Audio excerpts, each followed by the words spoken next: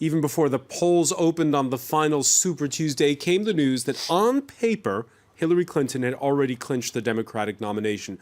So why aren't we hearing the sound of champagne corks popping? After all, the first female nominee from a major party in a U.S. presidential election is no small feat.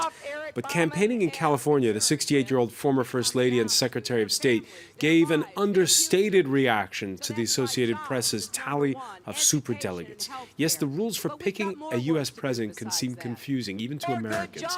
Also, her rival for the nomination, not ready to call it quits. Bernie Sanders hopes to convince those superdelegates to change their mind. The Vermont senator plans to take his fight to the convention in July. It's more than a fight for delegates. Some call it a fight for the soul of the Democratic Party, a party that's changing and not enough in tune with the young, with the working classes. We'll see how and whether Clinton is the one to corral all those fired-up Sanders supporters or those tempted by Trump.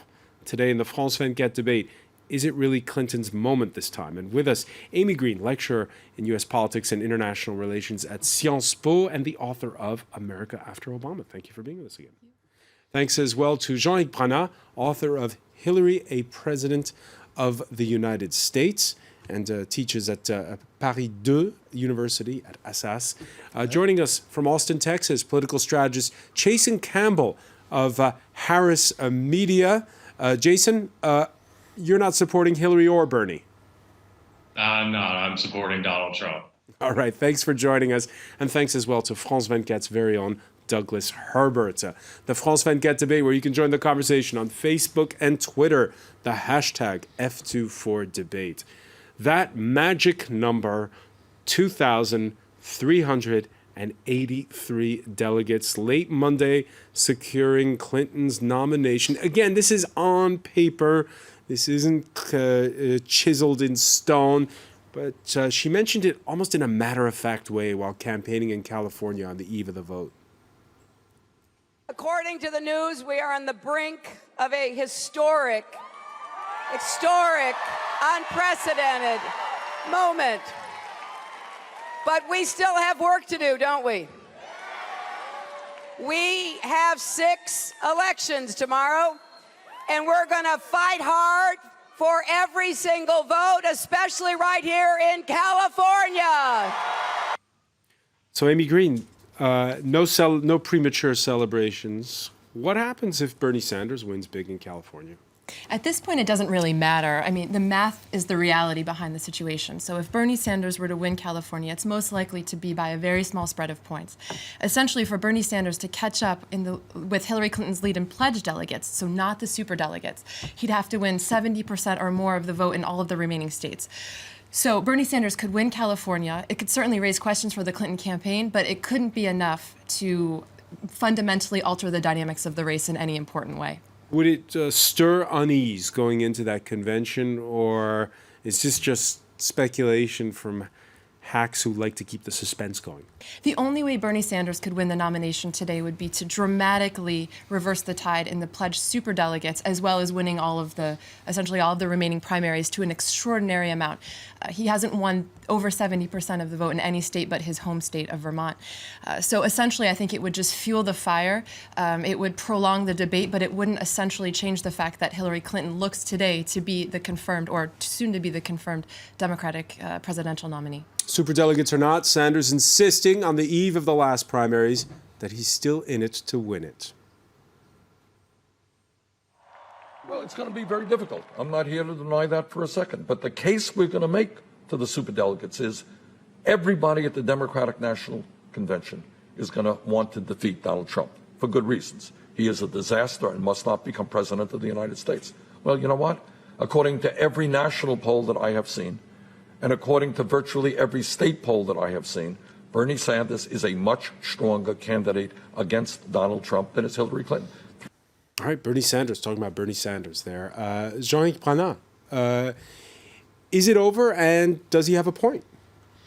I don't know what he said because I couldn't hear. You couldn't hear properly. Sorry about that. Oh dear, I turned to the wrong person. But I can, technical issues here. Yeah, we can hear you. Bernie Sanders saying effectively that he is he's the strongest candidate to defeat Donald Trump, and that it's not over. Is he the strongest man to defeat Donald Trump? That's his opinion. I don't understand why he's still in the race. Is hitting Hillary Clinton campaign so hard now? I think the damages that is causing to her campaign can be everlasting. So there is a real problem now facing the campaign. When I heard that maybe he's clinching to the campaign up to the end, this is something that is not understandable for. Yeah. Yeah, I would just add the fact, I mean, he's still in the campaign, I mean, simply because he's waged one of the most successful insurgent campaigns in modern political American history, political history. And he genuinely believes that he deserves to be in it to the end. I don't think so. And even Hillary Clinton has been very wary, her entire campaign team, of asking Bernie Sanders to get out of the race. She's very cognizant of the fact that she herself will remember the 2008 primary season, the battle over superdelegates with Barack Obama. And you'll remember that it was only after Barack Obama clinched on June 3rd, 2008, that Hillary Clinton finally, and he had a whole bunch, I think it was up to 50 superdelegates, suddenly flocked to Obama's camp. That was the turning point. And it was only then, we're talking around the same time, that Hillary Clinton finally conceded. No. 4 days later, she conceded, and that's when he got the nomination. If I could just say a word, the thing is that Hillary Clinton is going through a fantastic campaign. The thing is that it doesn't go through the media because it's a small campaign, close to the people, you know. Hillary Clinton's campaign. Yeah, Hillary Clinton. Not Bernie Sanders' campaign. Most of her rallies are small ones. It's not having 30,000 people in front of you. People like to be in a very big rally like Bernie Sanders. But if you've been there, you know that those people can't talk. They just cannot talk to Bernie Sanders. He's talking to them, but it is not But those are grassroots rallies. I'm sorry to interrupt. They're grassroots rallies when you that say Bernie Sanders it's really a fantastic campaign, it is not. It's second. The fact is that he's not the winner. His campaign is fantastic if you consider only the youth. Yes, for sure, there is here a big problem for Hillary Clinton. But for the rest of the country, she's the winner. Whatever you decide to say, she's the winner. And that's the only thing that counts at the end. And there is history now that is made in front of us, because for the first time there is a woman who is candidate. This is a historical point that we have to take into account. I think history is important. I think that most Americans would say they want the right candidate. They don't want just the woman candidate. They want the right woman candidate. But what's interesting in this case is to harken back to the 8 years ago, almost to the day, effectively, when Hillary Clinton gave her 18 million cracks in the glass ceiling speech to concede defeat to Barack Obama. Essentially, the criteria for Obama's clenching of the nomination and what prompted Hillary to withdraw was the exact same criteria that the Associated Press used just yesterday. So it's the pledged delegates plus the superdelegates. And at that point, Hillary Clinton decided party unity was more important than her campaign, than continuing her campaign to a bloody convention. And I think the pressure, we saw a New York Times article leaked in which Obama said he's chomping at the bits to start campaigning for Clinton, followed by this AP declaration of Hillary as the candidate, essentially shows that there's a moving pressure as well as within the Democratic establishment. Let me bring in Jason Campbell on this because the day began with, in California, the House Minority Leader Nancy Pelosi, who hails from there, announcing that she was endorsing Hillary Clinton. Do you feel as though, it's all over, in point of fact, for the Democratic nomination, and that this is all part of a concerted effort to build up momentum for the Democrats? Well, I think the continued establishment support that comes behind Hillary Clinton is exactly why Bernie Sanders is continuing his campaign in California, and why I do believe that he has a very strong argument for why that he should carry this on to the convention. He's exposing a very, important ideological divide right now within the Democratic Party that is a huge split between the establishment that is supporting Hillary Clinton, but versus the youth vote and working class vote that is supporting Bernie Sanders. And I wouldn't agree with something that was said earlier that Hillary Clinton's campaign is, closer with the people. I think if you look at all the statistics and the fundraising numbers that are out, it's very clear that the people, if we're talking about the average Americans who only have, $30, $40, $50 to give to a political campaign, those people are very clearly on the side of Bernie Sanders. And, as speaking as someone that's watching this on the outside, not being a Democratic operative myself, it's very interesting seeing this happen right now, because 2-3 months ago, everyone thought that the Republican Party would be in this situation heading into Cleveland, when now Donald Trump is doing a good job rallying support, and Bernie and Hillary are continuing to hash this out and expose those divides that are very real right now. We saw those divides again, as the panel was saying, 8 years ago, and yet Barack Obama was the winner.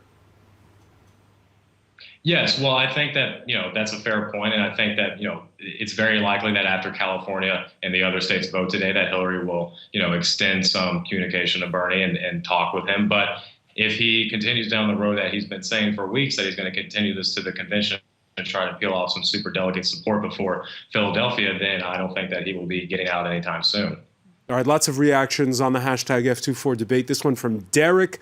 This time around, it is positive that Hillary Clinton is to be the nominee. However, she has a negative history that plagues her. Amy Green,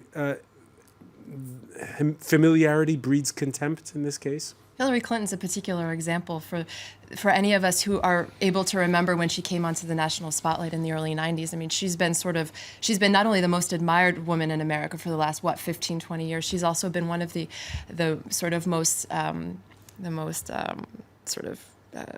the American that many people would be skeptical of. She's been a lightning rod. She's been an example, the first lady, for example, who was not apologetic about having a career.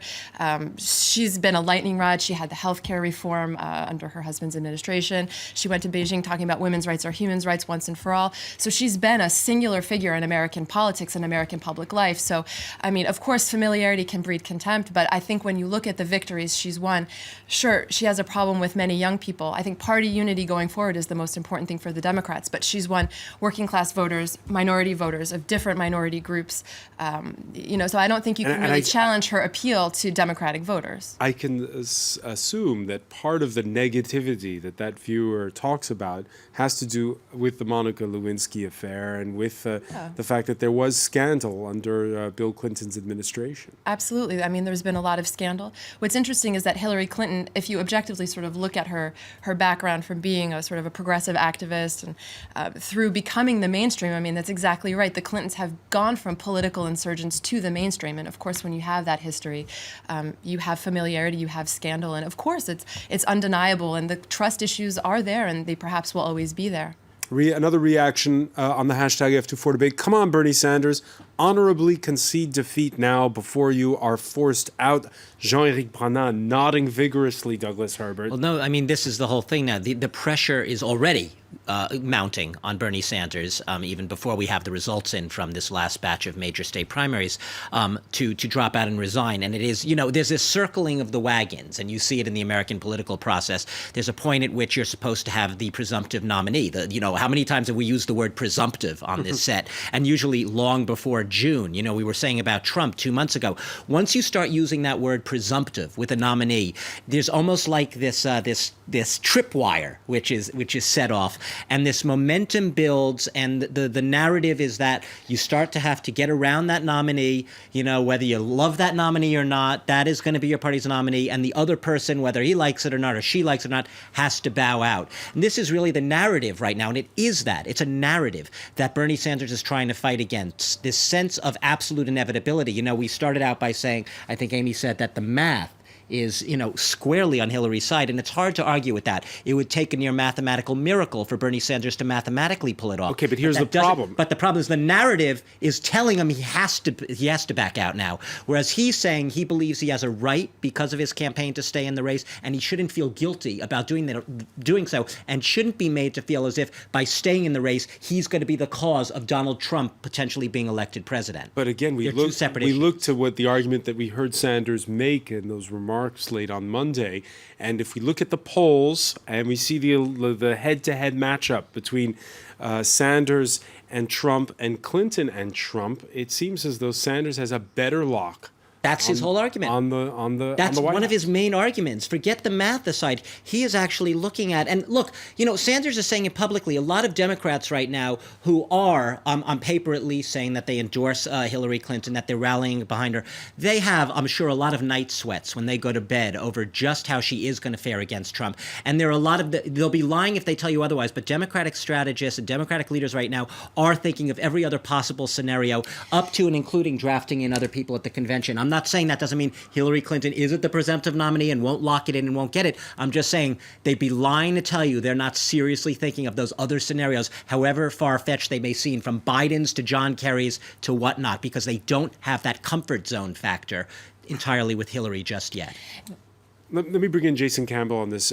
Jason, we've heard Donald Trump, what he has to say, how he thinks Clinton's a terrible candidate and that Bernie would be a much tougher candidate against him. But campaign rhetoric aside, let's get off message here. Does she still have something in the tank, do you think, during the general election campaign? Will she be a better campaigner than Trump says? I don't think that campaigning is necessarily Hillary Clinton's strength, and she does have an inherent problem with the party right now in that there is no excitement for her campaign. The excitement, albeit why he may be losing, is it's with Bernie Sanders. And if you go into a general between Hillary and Trump, there's still a lot of unanswered questions in Hillary. We were talking about scandals earlier. There's still a lot of unanswered questions about the ongoing investigation into how she handled her private email server as Secretary of State. That seems to become more and more serious with every passing day and more information coming out. And I think, it's a fair thing to say that a lot of Democrats are very worried about that because they might possibly have a candidate going into a general election that is currently under, maybe perhaps FBI indictment for how she handled her previous appointment. So that is something that, I think Trump is doing a very good job of pointing out. And I think there's a good argument to say that Bernie might be more difficult for Trump because Bernie's voters want to vote for Bernie. They want him to win.